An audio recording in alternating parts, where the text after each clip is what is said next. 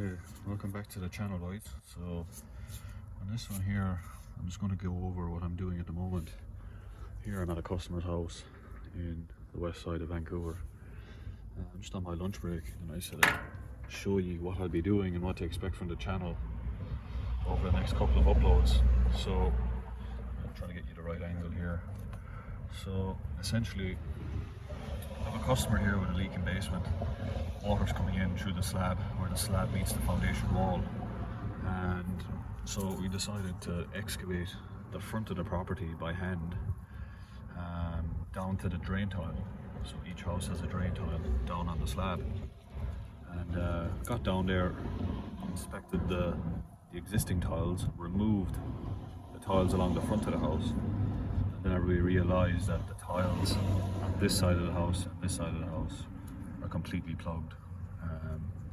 Old terracotta tiles, 2-inch in diameter.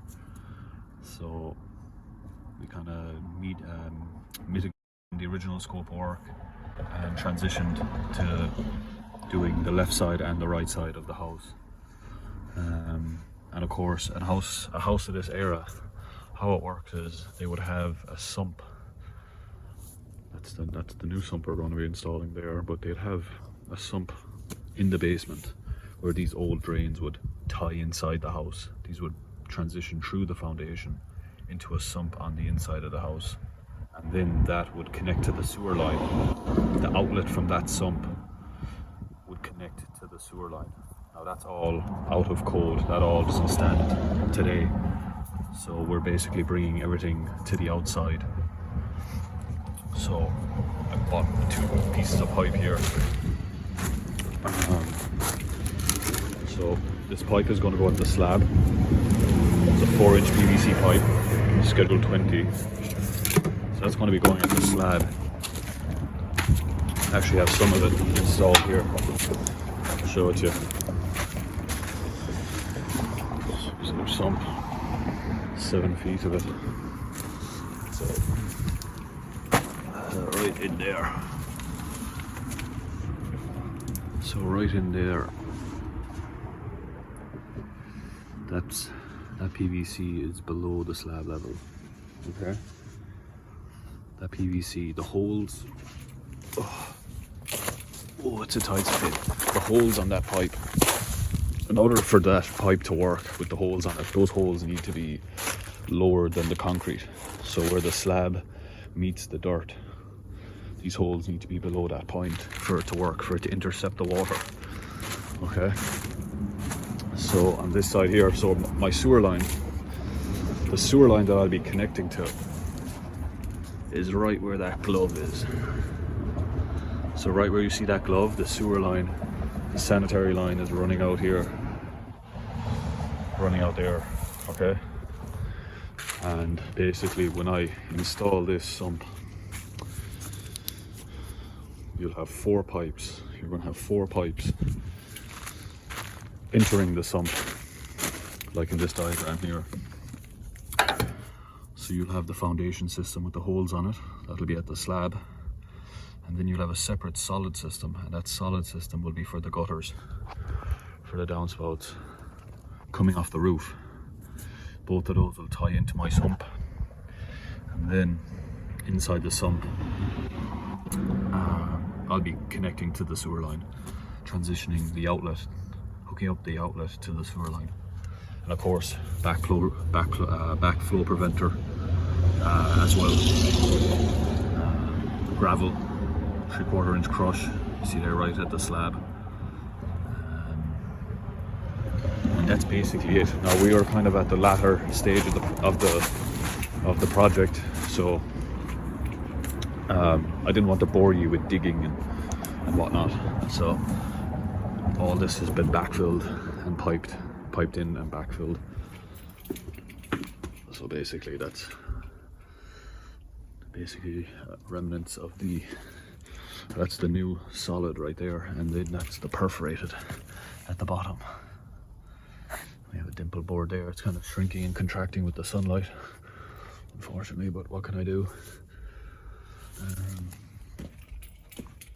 So again, once I'm not not ready to backfill there yet. So we have cleanouts here. These cleanouts will bring me to the perforated system. Now this is a sectional repair, so I'm starting here, going all the way around, same on the other side. Okay, I'll just show you the other side.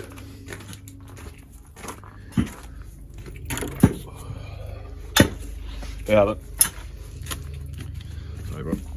Okay, here 2 more cleanouts. Alan's backfilling. As you can see, he's my labour for the day.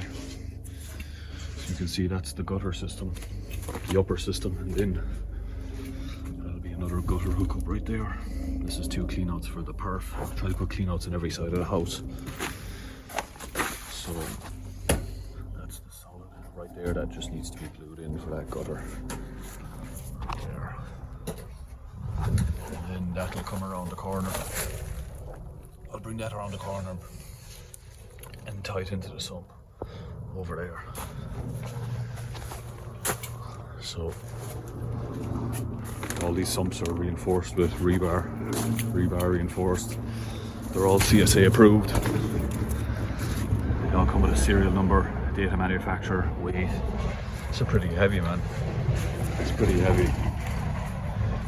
So typically this is 7 feet altogether, so I'll dig probably 7.5 feet and put a 6-inch base of gravel, 6-inch base of gravel, then drop the sump onto that base of gravel. Now another dilemma I had to face, another obstacle I had to face was there's a construction here on King Edward here in Vancouver. So because there's construction on King Edward here, basically this is westbound, over there is eastbound. So this lane has been split east and west. So I had to shut down traffic many times, 3 times in total, to bring that sump via excavator on the street all the way from over there. There's a left turn right there. I had to carry that via excavator and pull my way in and punch my way in here. Required some coordination with the city and with the flagging company that's here directing traffic. So they had to stop traffic for me at the lights down there while I carted it up and back. And so that's basically what you can expect now for the next couple of videos.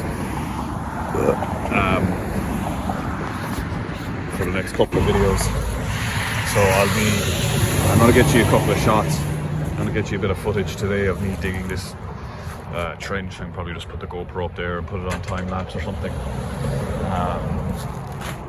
So I'll probably just get some of it dug today. I don't know if I'll get it all dug today. Move this pile, move that pile back there.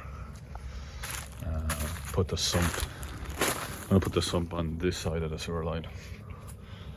I'll put it on this side of the sewer line, and then and only then, when I have this area exposed, then I'll install the next stretch of pipe from here, left, right, and from over there,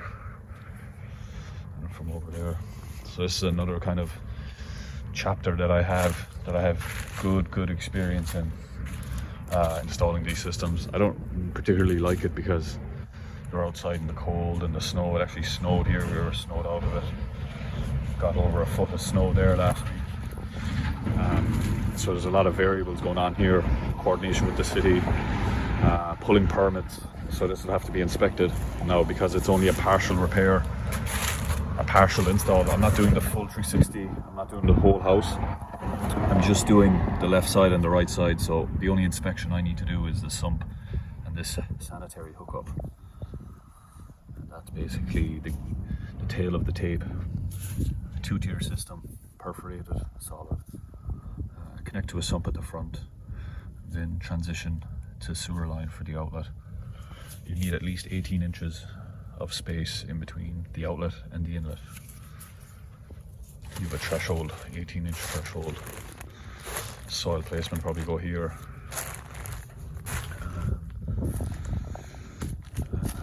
So yeah, it's kind of tight. And that's basically it. I hope I explained that well enough really that you get it. That you get a good grasp of what's going on and what to expect. And yeah, that's about it. Now another thing is as well, you see this dimple board, this membrane that we like to put on.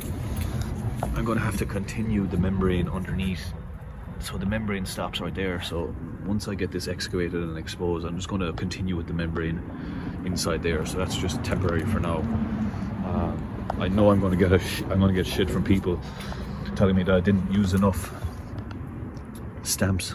See these nails, these white collars here, and collars, I don't know what you call them.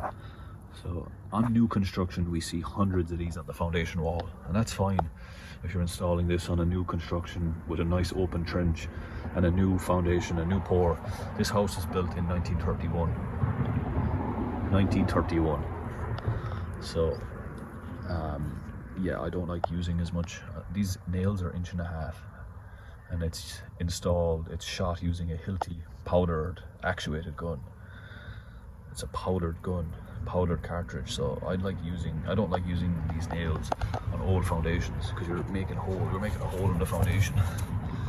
You have the tar, you have black tar there as well, oil-based tar as well, bordering the stucco. Okay, so that's it now for this one. So you won't be getting much indoor plumbing stuff off me now for a while, because again I'm out in the field here, so I can't really be, I'm not really inside anymore for the next maybe week and a bit.